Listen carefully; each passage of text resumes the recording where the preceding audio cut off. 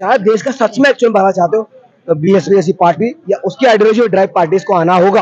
आज हम यूनिवर्सिटी में इतने अच्छे से बोल पा रहे हैं तो कहीं ना कहीं उसका ये नीला झंडा और ये हाथी का निशान रहा है। हम बीएसपी की तहे दिल से रिस्पेक्ट करते हैं, हम उसके साथ खड़े हैं, हम बहन जी को अपना नेता मानते हैं। ओबीसी भाई हो, आप सूत्रों में आते हो, आपको उस बात को समझना पड़ेगा। जिम्मेदारी के साथ बोलता हूँ, प्रधानमंत्री के लिए बहन जी से करेक्ट ऑप्शन कोई हो ही नहीं सकता।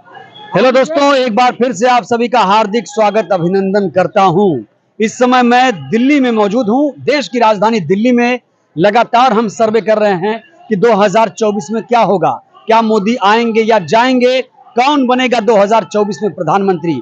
आइए बात करते हैं। जी, आप लोग आज यहाँ डटे हुए हैं, लगातार आप लोग प्रदर्शन कर रहे हैं, आंदोलन कर रहे हैं, पीड़ितों की आवाज बुलंद कर रहे हैं। हमारा सीधा सा सवाल यह है कि 2024 में मोदी आएंगे या जाएंगे।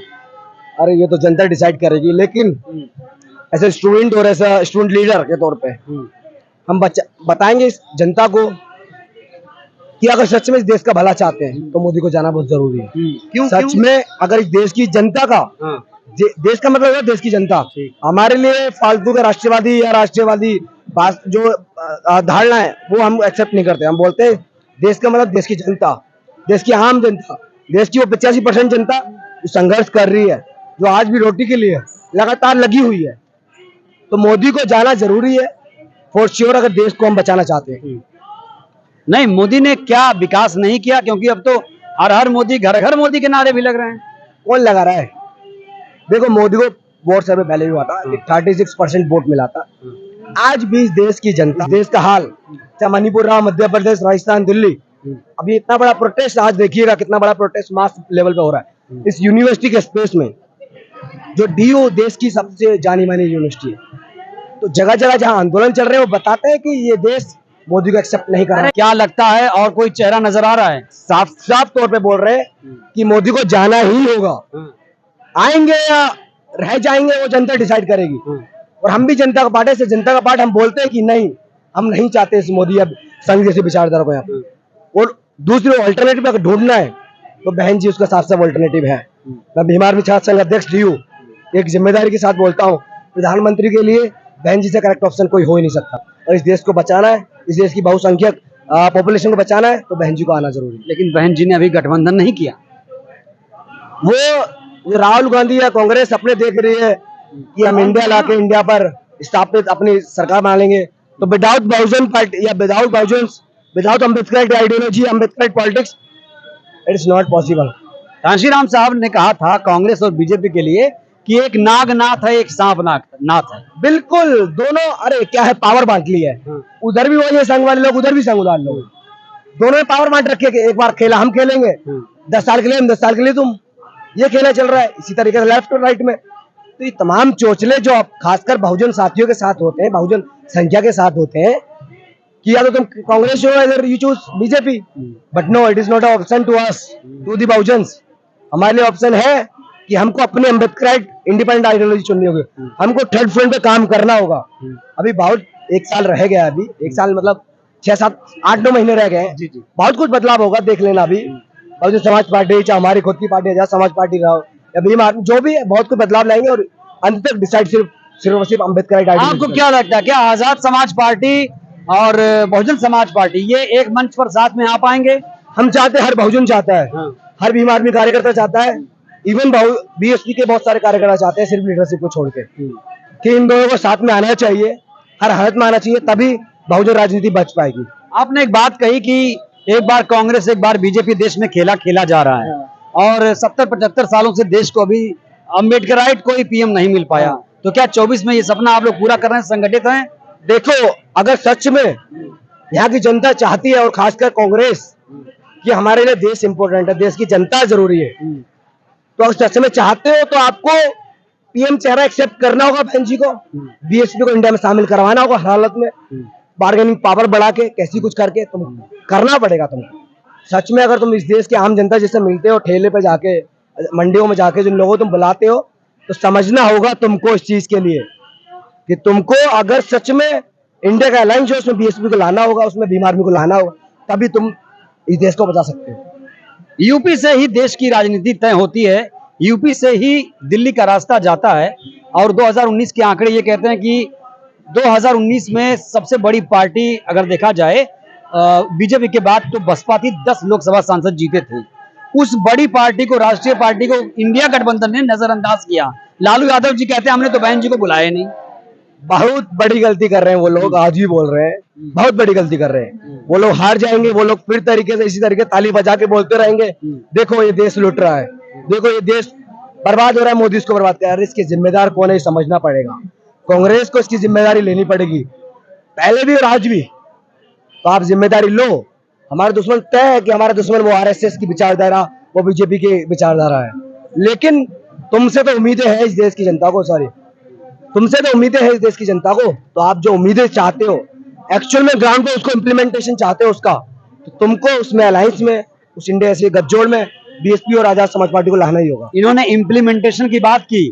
2007 से 2012 तक जब बहन जी मुख्यमंत्री थी उत्तर प्रदेश की, लोगों ने कानून व्यवस्था देखी। तो सच में एक समता मूलक इगैलिटेरियन सोसाइटी जिसकी हम बात करते हैं, वो उसका एक रूप जरूर था।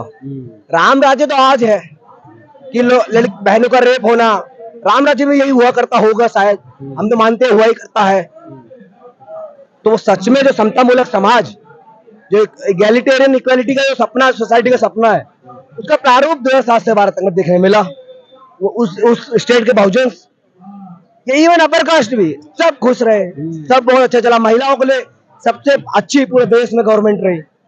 अगर इसको बड़े रूप से इम्प्लीमेंटेशन है, देश का सच में एक्चुअल बढ़ाना चाहते हो, तो बीएसपी ऐसी पार्टी या उसकी आइडियोलॉजी ड्राइव पार्टीज को आना होगा। बीमार में ऐसी पार्टीज को आना होगा, हम तो बार बार कहते हैं। क्या लगता है कि अब थोड़ा ग्राफ कहीं ना कहीं बीएसपी का गिर रहा है, और इसको कैसे देखते हैं आप? देखो, वो गलतियां रही है उन लोगों की, उन लोगों को एक्सेप्ट करना चाहिए और बहन जी को ग्राउंड पे आना चाहिए। बिना ग्राउंड पे आए हुए तुमको कुछ नहीं मिल सकता। बहन जी, हम आज ही बोल रहे हैं कि हम आपसे निवेदन करें, लोग चीख रहे हैं, लोग चिल्ला रहे हैं कि बहन जी ग्राउंड पे आइए, आपकी जरूरत है लोगों को। नहीं तो रैली तो करेंगे ना, जैसे मोदी रैली करते हैं, रैली तो करेंगी यार। रैली करने, सॉरी मतलब सर, रैली करने से कुछ नहीं होता। रैली करने बात का काम है। पहले तुमको ग्राउंड पे अपने साथियों को, अपने उन लोगों को भेजना पड़ेगा। और आप भी रैली कब तो करेंगे? आज तो देखिए ना, यहाँ पर लहरा रहा है, कहाँ है भीम आर्मी, इधर देखिए, इधर इधर हाथी भी आया हुआ है। तो अब प्रदर्शन तो हो ही रहा है, लोग ग्राउंड पे आ रहे हैं। हम तो चाहते हैं आंदोलन बीएसपी रहे। बीएसपी का जो मूवमेंट है वो भी सबको याद है कि बीएसपी एक रेवोल्यूशनरी, एक समता मूलक समाज की पार्टी रही है। एक्सेप्ट करते हैं हम बहन जी को आज भी अपना बड़ा लीडर, लेकिन अभी स्थिति बदली नहीं है। अभी तुम राजा नहीं बने हो, अभी तुम पूरे जिस समाज के सामने माननीय कांसी राम देखा वो बना नहीं। अभी तो तुमको उसी तरीके से जिस पार्टी का प्रारूप रहा, बहुजन समाज पार्टी की जिस आइडियोलॉजी में नींव रखी गई, जिस संघर्ष के साथ वो उभर के आई, उसको लाना पड़ेगा पार्टी के अंदर। बहन जी को आना पड़ेगा ग्राउंड पे। राहुल गांधी आया ना ग्राउंड पे। आकाश आनंद जी को कैसे देखते हैं? नया एक चेहरा आया है। देखो, आकाश आनंद जी इस तरह की बेवकूफी करते हैं, उनसे तो क्या ही उम्मीद है जनता को।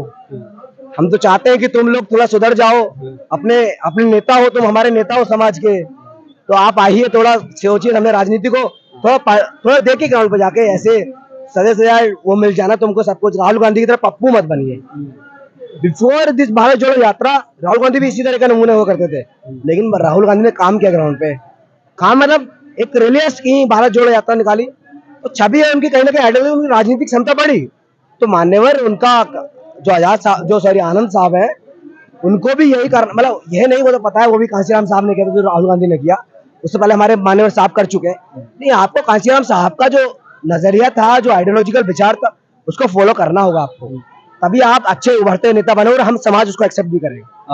अम्बेडकर साहब ने कहा था कि शिक्षित बनो, संघर्ष करो, संगठित रहो।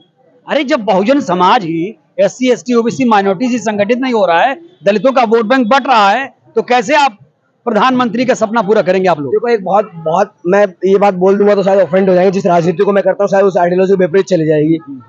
हमारे ओबीसी समाज हमारा साथ नहीं दे रहा। हम हमेशा उस समाज के लगे पीछे, आगे पीछे, बहुजन जो राजनीति है उसको हमेशा पाला है हमने।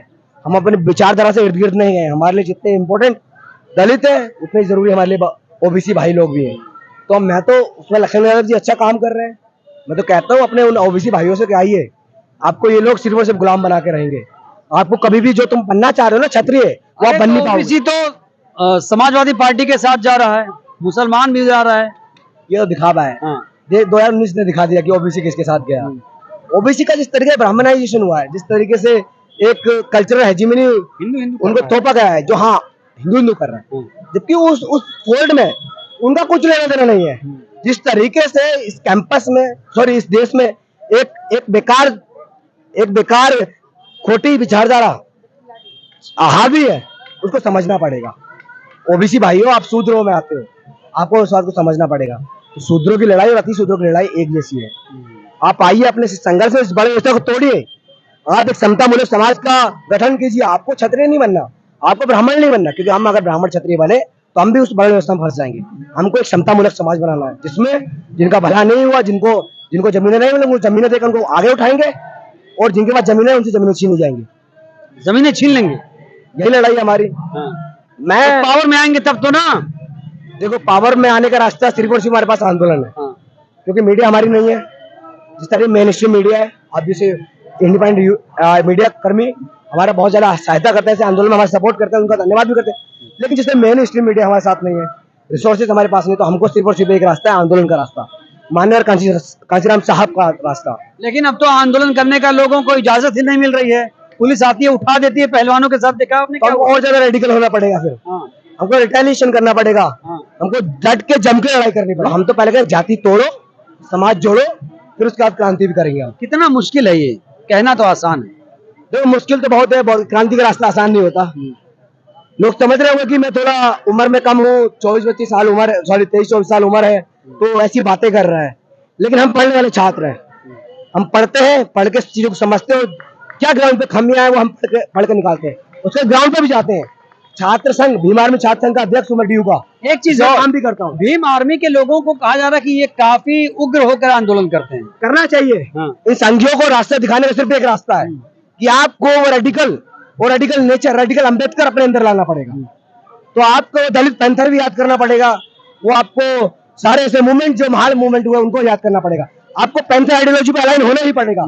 ये बेसिक नेसेसिटी है इस देश की और रेडिकल अंबेडकरिज्म की।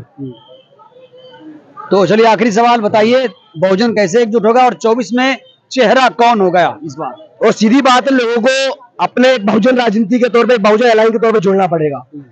आप आइए, सारे बहुजन लोग, सारे बहुजन में कौन आते हैं ये भी समझाते हैं हम। बहुजन वो लोग आते हैं जो जितनी महिलाएं हैं, चाहे कोई सी भी कास्ट से आती हो, जितने दलित है, जितने ओबीसी, जितने मुसलमान है, जितने रिलीजियस माइनॉरिटी है, वो सब बहुजन में अलाई करते हैं। हमको जिस तरीके से सताया जा रहा उस सताए हुए उस ऑपरेशन के साथ यूनाइट होना पड़ेगा, ऑपरेशन यूनिटी बनानी पड़ेगी, उसके साथ लड़ना होगा, उसके साथ मूवमेंट खड़ा करना पड़ेगा, संघर्ष करना पड़ेगा। बहन जी आ रही है इस बार। देखो, अगर बहन जी अभी आंदोलन करेंगे तो हम एकदम सपोर्ट करेंगे, या आंदोलन नहीं करेंगे तो हमें अपना नेता हमने चुन लिया है, चंद्रशेखर साहब। वो पूरा अपना पूरा काम कर रहे हैं, हम उनके पीछे चले हुए हैं, उस विचारधारा के पीछे चले हुए हैं। तो देखिए, देखो, जब अगर आप लोग ऐसे बंटवारा करेंगे 24 में, अभी तो आपको रास्ता बनाना पड़ेगा ना कि पीएम कौन। देखो, बिफोर कमिंग, अब पीएम तो बन नहीं जाएंगे चंद्रशेखर 24 में। देखो, हम बताते हैं, आरपीआई था पहले, यूपी में अच्छा वोट बैंक हुआ करता, जो अम्बेडकरी पार्टी, गद्दारी की उसने, दलाली की, बहुजन समाज पार्टी आई। तो समय समय की मांग होती है। आप आरपीआई से बीएसपी की तुलना मत करिए, बीएसपी कोई पार्टी नहीं है, विचारधारा है, आंदोलन है। तो बहुजन आंदोलन है, बीएसपी ऑब्वियसली यार हमारे लिए प्रेरणा हमको बनाने वाली। आज हम यूनिवर्सिटी में इतने अच्छे से बोल पा रहे हैं, तो कहीं ना कहीं उसका ये नीला झंडा और ये हाथी का निशान रहा है, ये हम मानते हैं इस बात को। और एक बात और बता दें कि ये दौर जैसे बदलता है, लोग नेता चुनते हैं। तो बहन जी अगर आ जाएं और चंद्रशेखर भाई को सिर्फ और सिर्फ इतना बोल दें कि आप हमारे साथ हो, सब कुछ हम निछावर करने के लिए तैयार है। अरे तो चंद्रशेखर जाएंगे तब तो बोलेंगे ना, वो तो दूर दूर भाग रहे हैं। अरे ऐसा नहीं है साहब, समझना पड़ेगा हमको कि चंद्रशेखर भाई अभी अलग हो जाए, ये नहीं हो सकता। वो अपने मुंह में से गद्दारी नहीं कर सकते, वो तो वहीं जाते हैं जहां बहन जी मजबूत है। अब चंद्रशेखर चले गए, तेलंगाना कहा जा रहा था। क्या करें कि हमको सिर्फ टुकड़े पलते रहे क्या? हमारा अपना आंदोलन रहा है, हमारा अपना इतिहास है, भले ही कम रहा हो, लेकिन हमारा अपना आंदोलन है। कहा जा रहा है कि वोट काट देंगे बीएसपी का इस बार, बीएसपी को, राजस्थान भी और ये एमपी में। ये कुछ नहीं कहा जा रहा है, ये फर्जी बात है। हमारा आंदोलन है, उसकी रिस्पेक्ट बीएसपी को करनी होगी। हम बीएसपी की तहे दिल से रिस्पेक्ट करते हैं, हम उसके साथ खड़े हैं। हम बहन जी को अपना नेता मानते हैं, कांशीराम साहब के आइडियोलॉजी चलते हैं, हमारे नायक अम्बेडकर है, ये हमारी सीधी आइडियोलॉजी है। तो ये है आशुतोष साहब ने जो बातें कही, उससे आप कितना सहमत हैं? आप अपनी प्रतिक्रिया जरूर दीजिए। वीडियो को लाइक करिए, चैनल को सब्सक्राइब करिए, सहयोग करिए, वीडियो को जन जन तक पहुंचाइए, जिससे बहुजन समाज जागरूक हो। जय भीम, जय भारत, जय संविधान।